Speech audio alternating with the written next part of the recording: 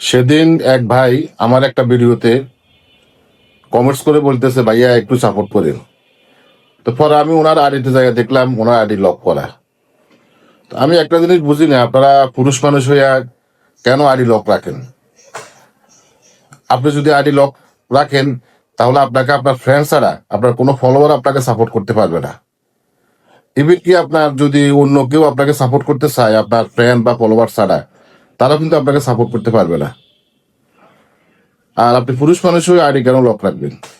অনেকে ID lock রেখে friend request পাঠায়। তো অনেক সময় আপনি যদি আইডি লক রেখে ফ্রেন্ড রিকোয়েস্ট কাউকে পাঠান, সে কিন্তু আপনার ফ্রেন্ড রিকোয়েস্ট অ্যাকসেপ্ট করবে না। কারণ অনেক সময় আইডিতে যে প্রোফাইলে যে ছবি থাকে, যদি আপনার আইডি লক থাকে, ওই প্রোফাইলের ছবিটা ঠিকমতো বোঝা যায় না। তাই আপনি যদি ফেসবুকে সফল হতে চান বা ফেসবুক থেকে কিছু করার চিন্তা ভাবনা আছে, আপনাকে আইডি লক খুলে দিতে হবে। আপনি আইডি লক না করলে আপনার ভিডিও কখনো ভাইরাল হবে না, কারণ আপনার ভিডিও তো আপনার ফ্রেন্ডস ছাড়া কেউ দেখবে না। তাই সবাইকে বলবো, যারা এখনো আইডি লক রাখছে তারা অন্তত আইডি লকটা খুলে দেন।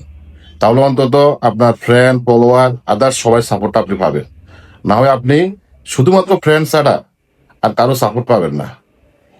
আর আপনি পুরুষ মানুষের কেন আইডি লক রাখবেন? এগুলা মহিলা মানুষেরা করে, মেয়ে মানুষেরা করে, তাদের অনেক পার্সোনালিটি অনেক থাকে, যার কারণে তারা এগুলা করে। তা আপনি পুরুষ মানুষরা যদি ফেসবুকে কিছু করার চিন্তা ভাবনা করেন বা ফেসবুকে ভিডিও ছাড়েন, আবার সাপোর্টের আশাও করেন, তাহলে তো অবশ্যই আপনাকে আইডি লক খুলে দিতে হবে।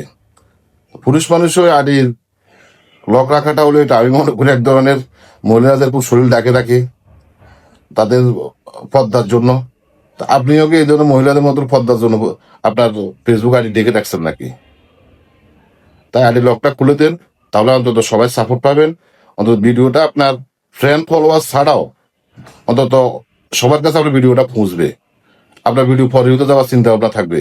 এখন আপনার ভিডিও ফর ইউতে যাবে না, কারণ আপনার ভিডিও আপনার ফ্রেন্ড ছাড়া কেউ কেউ দেখার কোনো সুযোগ নেই, কারণ আপনার আইডি লক করা। সবাই ভালো থাকবেন। আল্লাহ হাফেজ।